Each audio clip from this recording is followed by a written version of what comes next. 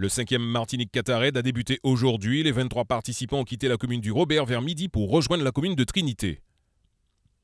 Le Qatar est une compétition en 7 étapes autour de notre belle Martinique. Des concurrents de prestige évoluent dans 2 catégories, F18 et F16, embarcations beaucoup plus petites.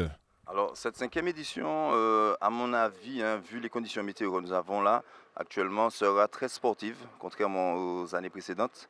De plus, cette année, on reprend le tour, mais il y a 2 ans. Et par ailleurs, on a des équipages qu'on ne connaissait pas pour certains et qui sont, vu leur CV de régate, qui sont très bons.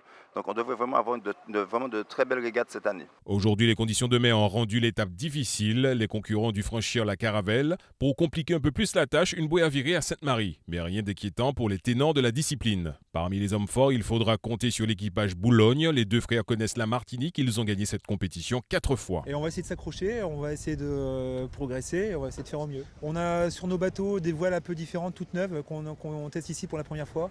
C'est sur ça qu'il va falloir travailler pour les optimiser. 2 équipages peuvent prétendre à la victoire, la team suisse barrée par Andy et la paire Orion-Gâté. Très vite, Boulogne, Orion, Andy, Gilet prennent le contrôle de la course.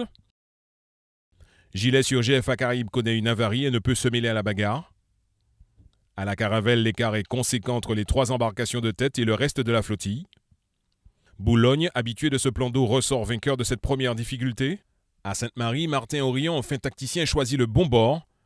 Il passe en tête et remporte cette première étape de la Martinique Qatar. Orion, Gâté est suivi des frères Boulogne et du tandem suisse.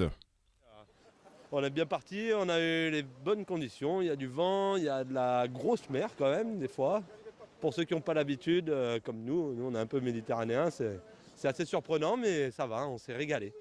Heureux avec le 3e place. Jamais pensé on arrive à 3e. Et les vagues sont incroyables. Et aussi la côte, c'est une aventure de lifetime. Demain, une épreuve de taille attend les raiders. Rendez-vous après le journal pour suivre l'étape 2, Trinité Prêcheur.